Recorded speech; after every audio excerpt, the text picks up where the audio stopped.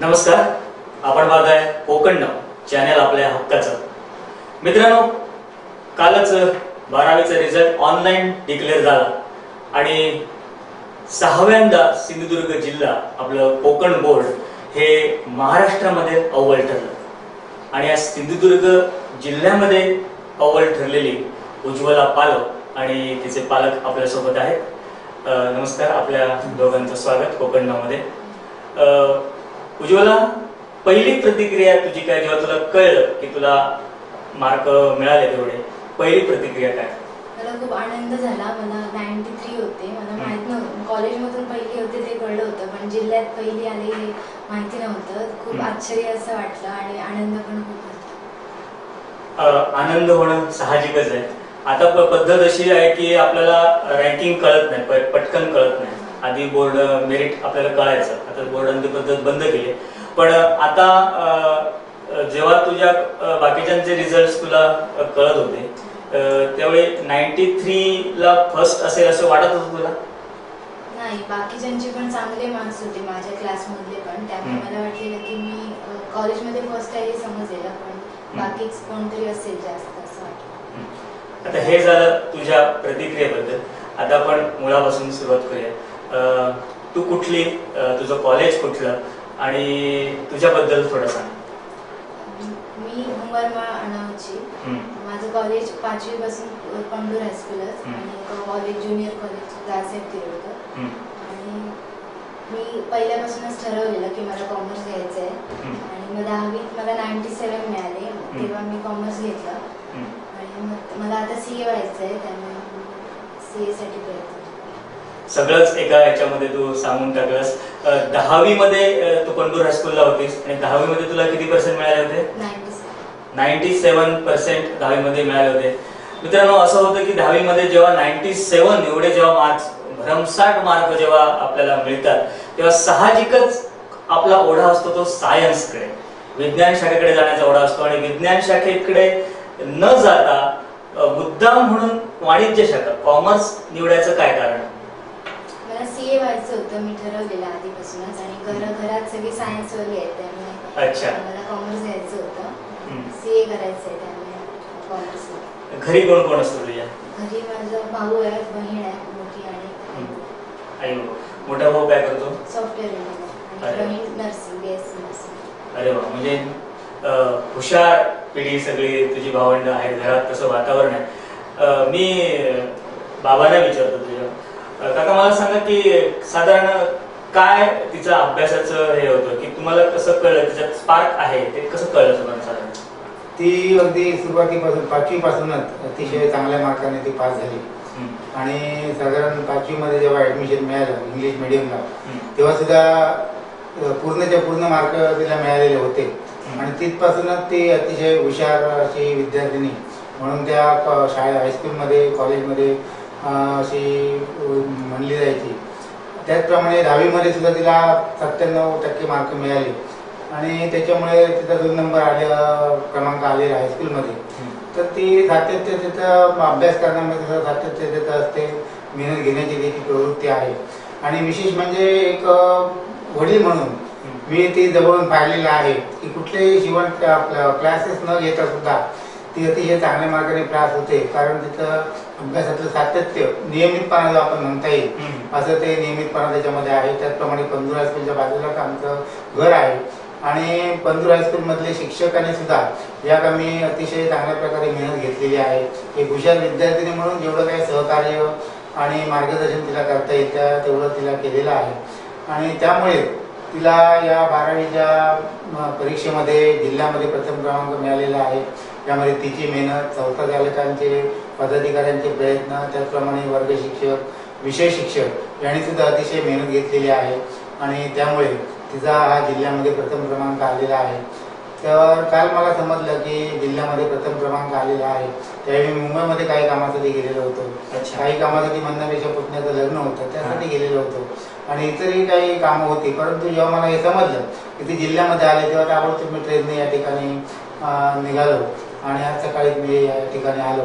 तर तिचे वडील म्हणून तिला जे या सिंधुदुर्ग जिल्ह्यामध्ये 12वी मध्ये 93.60% गुण मिळवून ती जिल्ह्यामध्ये प्रथम क्रमांकाने यशस्वी झालेली आहे, त्याचा मला निश्चितच आनंद आहे, सार्थ अभिमान आहे. आणि पुढे सुद्धा ती चार्टर्ड अकाउंटचं तिने ध्येय घेतलेलं आहे, ती सुद्धा तेवढीच मेहनत पूर्ण करून अतिशय चांगल्या प्रकारे ते ध्येय पूर्ण करेल असा मला विश्वास आहे आणि निश्चितच ते ध्येय ती गाठेल. उज्ज्वला, मला सांग की मगाशी जसं मी म्हटलं की 97% मिळवल्यावर ओढा असतो सायन्सकडे, कारण तिथून मार्ग भरपूर आहे. सायन्स कडून इंजिनिअरिंग आहे, वैद्यकीय क्षेत्र आहे, फार्मसी आहे, अनेक ठिकाणी जाता येतं. हे कधी तुझ्या डोक्यात आलं की मला कॉमर्स करायचं आणि मला CA करायचं? मला आधीपासूनच कॉमर्स अकाउंटमध्ये वगैरे इंटरेस्ट होता, मॅथ्समध्ये. आणि सायन्स काय कॉमन झालंय ना, काहीतरी वेगळं करायचं होतं म्हणून कॉमर्स. मला हे तुझं विधान खूप आवडलं की सायन्स खूप कॉमन झालं.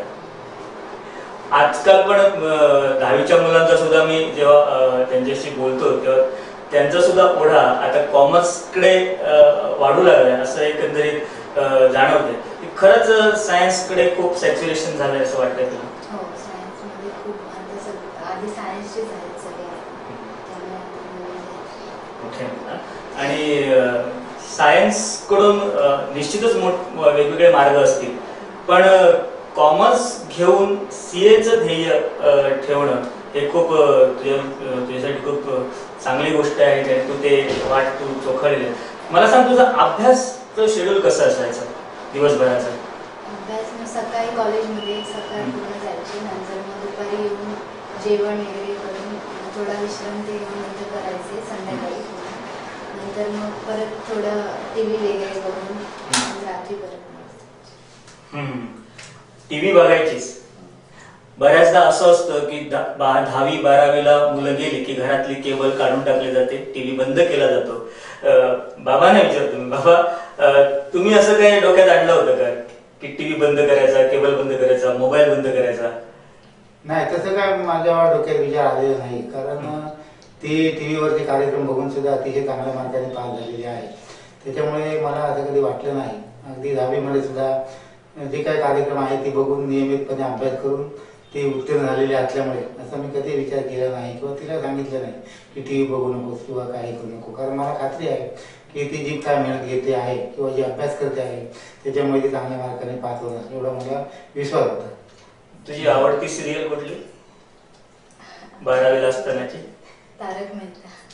तारक मेहता. 12वीला असताना सुद्धा हा प्रश्न विचारणं एखाद्या 12वी उत्तीर्ण जी मुलगी पहिली आली आहे जिल्ह्यात तिला विचारणं म्हणजे हे खूप डेअरिंग आहे की तुझी 12वीत असताना आवडती सिरियल कुठली होती, आणि तिथून उत्तर आलंय की हे उत्तर आलं नाही की मी टीव्हीच बघत नव्हते, मी हेच नव्हते.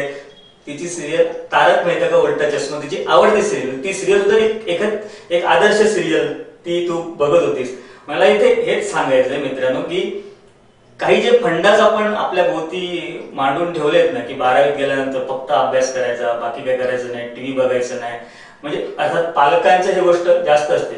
पण ह्या पालकांनी आपल्या मुलीला तिला हवं जे आहे ते करायला दिलं. याचं कारण असं आहे की त्यांचा तिच्यावर असलेला विश्वास आणि तो तिने सार्थकी लावलेला आहे आणि जिल्ह्यामध्ये पहिली आली आहे. म्हणजे ही खरोखर चपराक आहे ज्यांनी अशी बंधनं घालून गेलीत आपल्या भोवती की हे बघायचं नाही, ते बघायचं नाही. मोबाईलकडे आजची पिढी वळते, ती मोबाईल. पण तुला काय वाटतं की एक वेगळा प्रश्न विचार, तू आहेस या पिढीची प्रतिनिधी आहेस तू म्हणून विचारतो की मोबाईलचे उपयोग चांगले पण होऊ शकतात, त्याच्यात मुलं मोबाईलवर प्रश्नपत्रिका पण डाउनलोड करून सोडवतात आणि बाकी जे काही इतर सोशल मीडिया ते पण चालू असतं. तुला काय वाटतं की 12वीत असताना मोबाईल जवळ असावा की नसावा? हा, असावा. म्हणजे जेवढा वापर किंवा जेवढा आवश्यक आहे तेवढा ठीक आहे, जास्त काही त्याच्यातच पूर्ण वेळ घालवू नये. कामापुरता किंवा असं आपल्याला जेवढं म्हणजे उपयोग होईल जरुरी जेव्हा असेल तेवढाच फक्त त्याचा वापर करायचा आहे. पण हे शेवटी असतं सगळं आपल्यावर अवलंबून असतं, आपण किती त्याला वेळ देतोय. तुझा साधारण किती तास अभ्यास व्हायचा? 5-6 तास कंप्लीट व्हायचे म्हणजे पूर्ण त्याच्यातच. आणि जसजशी परीक्षा जवळ आली होती, एक महिन्यावर राहिली होती किंवा 2 महिन्यावर राहिली होती, तेव्हा तू काही वेगळं तुझं शेड्यूल केलं होतंस का अभ्यासाचं? हो, म्हणजे मला जे अवघड वाटायचे विषय त्यांच्यासाठी जास्त टाइम दिला आणि ज्याच्यात मी होते एव्हरेज त्यांना म्हणजे असं त्याची जास्त मेहनत घेतली. तुला माहिती होती याच्यात आपण स्कोर करू शकतो. साधारण कुठले विषय होते तुला 12वीला आता? Accountancy, maths, OC, eco, English आणि आयटी. त्याच्यापैकी आउट ऑफ कुठल्या विषयात? Book keeping and accountancy. Book keeping and accountancy मध्ये 100 पैकी 100 मार्क मिळाले. Very good. आणि मॅथ्स मध्ये 99. एक गेला कुठेतरी. ठीक आहे, तो विषय नाहीये. पण मेहनत ही तू केली आहेस, 5-5, 6 तास अभ्यास केलास. तुझ्या अपेक्षेप्रमाणे तुला मार्क मिळाले की तुला आणखी मार्क अपेक्षित होते? नाही, मला होते एवढे 93 पर्यंत. की अपेक्षेपेक्षा जास्त मिळाले? नाही, मी म्हटलेलं की 93 पर्यंत जायचंय, घरी म्हटलं. कसं असतं की 10वीत आता कोणी मिळवतो अबाव 90, कोणी मिळवतो 10वीतले मार्क मेंटेन करणं म्हणजे अबाव 90 मेंटेन करणं 12वीत सगळ्यांना जमत नाही. आणि ते आपला तो विषय सोडून वेगळा अकाउंटन्सी सारखा विषय घेऊन, कॉमर्स घेऊन परत ते मेंटेन करणं 93% हे जमत नाही. तू कसं काय जमवलं असेल? आमचे सर आहेत अकाउंटन्सीसाठी पंढूर हायस्कूलला, शिरसाट सर म्हणून. त्यांनी खूप मेहनत घेतली. त्यांनी पूर्वीपासूनच म्हणजे पाया जो असतो तो त्यांनी हे केला पूर्ण बेस. त्यामुळे मग मला ते आवडायला लागलं अकाउंटन्सी. आणि मग एक्झॅक्टली ही गोष्ट खूप महत्वाची असते की एखाद्या विषयाची आवड निर्माण होणं हे खूप महत्वाचं आहे. जेव्हा तुमची आवड निर्माण होते तेव्हा ऑटोमॅटिक तुम्ही त्याच्यामध्ये इन्व्हॉल्व्ह व्हायला लागता आणि तो तुमचा सब्जेक्ट बनतो. जसा हिचा accountancy, book keeping and accountancy subject. आणि यानंतर तुझी सीए कडे वाटचाल आहे. सीए हे काय आहे म्हणजे आमच्या प्रेक्षकांसाठी तू काय सांगशील की सीएचं करिअर काय आहे? कशा प्रकारच्या स्टेजेस असतात त्याच्यात? सीए साठी आधी एक्झाम असतात 2. आधी सीपीटी म्हणून, नंतर आयपीसीसी. ती पास झाल्यावर म्हणजे एक एक्झाम पास झाल्यावर पुढची, आणि नंतर मग इंटर्नशिप असते 2 वर्षाची सीए कडे करायची, आणि नंतर मग फायनल एक्झाम. सीएचं कॉलेज असतं का? नाही, कॉमर्स आपण कॉलेज करता करायचं. सीएचं मित्रांनो कॉलेज नसतं. सीए कॉलेज मधून करतात. सीए हे इन्स्टिट्यूट आहे, दिल्लीला इन्स्टिट्यूट आहे मला वाटतं ती. आणि त्या इन्स्टिट्यूटच्या या परीक्षा होतात आणि त्यातून उत्तीर्ण व्हायचं असतं. साधारण किती वर्ष लागतात त्याला? 4 वर्ष लागतात. मग फर्स्ट अटेम्प्ट मध्ये सगळ्या क्लिअर झाल्या तर 4 वर्ष, 4-5. नाहीतर मग फेल झालं तर जास्त. तू आता काय ठरवलंस की साइड बाय साइड कॉलेज पण करायचं? ते आता तू पुढचा तुझा प्रवास कुठे सुरू करणार आहेस? मुंबईला तू सुरू करणार आहेस पुढचा प्रवास. मी बाबांकडे परत. बाबा मला सांगा की मुंबई मोठी सिटी आहे, मुलगी आहे आणि तिला तिथे पाठवायचं आहे. नेमक्या काय भावना आहेत तुमच्या मनात? तिथे चार्टर्ड अकाउंट होण्याचं स्वप्न आहे.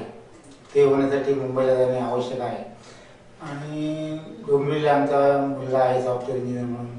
त्याचप्रमाणे बीएससी नर्सिंगला 4G हॉस्पिटलला 2 नंबर मुलगी माझी आहे. तिच्याबरोबर ते राहून आपलं सीए होण्याचं जे तिचं स्वप्न आहे ते निश्चितपणे पूर्ण करेल असं मला वाटते. एक मुंबईला जाण्याच्या तिचा पर्याय सुद्धा दिसत नाही. मुलगी आहे, तुम्हाला 2 मुली आहेत. दोन्ही आपापल्या क्षेत्रात आता नाव ही आता तिने सुरुवात केली आहे, दुसरीने नाव काढलेलंच आहे. एक मुलींचे पालक म्हणून तुम्ही काय सांगाल तुमच्या प्रेक्षकांना? आपल्या सुद्धा मुलींकडे जी शिक्षणाची त्यांना आवड आहे त्याच्यासाठी आपण प्रवृत्त करणं आवश्यक आहे. आणि त्यासाठी जी काय आर्थिक जी काय मदत लागेल ती करणे सुद्धा अपेक्षित आहे. आणि मुलगी आहे म्हणून कशाला आपण तिला जास्त शिकवायचं किंवा कशाला तेवढं हे करायचं असं करून चालणार नाही. मुली म्हणजे आपलं एक मोठं भाग्य आहे. आणि ती जर आपली शिकली तर निश्चितच आपलं नाव ते पुढे करेल. आणि माझ्या दोन्ही मुलींनी शिक्षण घेऊन आणि विशेष करून आता जी काल 12वीच्या परीक्षेत प्रथम क्रमांक मिळवला ती मुलगी म्हणून मला निश्चितच एक तिचा सार्थ अभिमान आहे. आणि अशा मुलीला माझ्याकडून निश्चितपणे जेवढं काही सहकार्य किंवा आर्थिक म्हणा किंवा इतर जे काही पाठबळ ते निश्चितच राहील. मुली म्हणून कदापि मी तिला कसं आपण काय का हे करावं विचार करणार नाही. निश्चित जेवढं काय आवश्यक माझ्याकडून शक्य आहे तेवढं निश्चित पाठबळ दिलं जाईल. उज्ज्वला काय सांगशील याच्यावर बाबांच्या भावना? थँक्यू. मी खूप प्रयत्न करेन सीए व्हायसाठी, त्यांचं स्वप्न. मित्रांनो हेच मुलगी आणि बाप यांच्यातलं नातं असतं ती शिकत राहील, ते तिला मदत करत राहतील. पण आपल्या सिंधुदुर्ग जिल्ह्यामध्ये एक अशी एक संस्कार आहे की आपल्या जिल्ह्यामध्ये मुळातच मुलींची संख्या खूप जास्त आहे. आपल्याकडे मुलींचा जो मृत्यू प्रमाण आहे ते खूप कमी आहे आणि असे आपण खूप पुढे आलेले आहोत. आणि हेच सिंधुदुर्ग जिल्ह्याने पुन्हा एकदा दाखवून दिलं या रिझल्टच्या निमित्तानं. महाराष्ट्रामध्ये सिंधुदुर्ग जिल्हा अव्वल आणि त्या सिंधुदुर्ग जिल्ह्यामध्ये उज्ज्वला पालव अव्वल आली आहे. खरंच हे सिंधुदुर्ग जिल्ह्यासाठी सुद्धा खूप भूषण बाब आहे. आमच्या कोकण नावच्या परिवारातर्फे तुझ्या पुढील वाटचालीसाठी तुला खूप खूप शुभेच्छा. तू खूप मोठी हो, सीए च्या पेक्षा आणखी वरती काय असेल ते पण तू कर, ICWA पण कर. अनेक त्याच्यातून शाखा आहेत त्याच्यामध्ये अनेक स्पेशलायझेशन करून. आणि पुन्हा एकदा आपण तुझी मुलाखत घ्यायला तुला इथे सीए झाल्यानंतर आपण पुन्हा तुला इथे बोलूया. तुझ्या पुढील वाटचालीसाठी खूप खूप शुभेच्छा. धन्यवाद.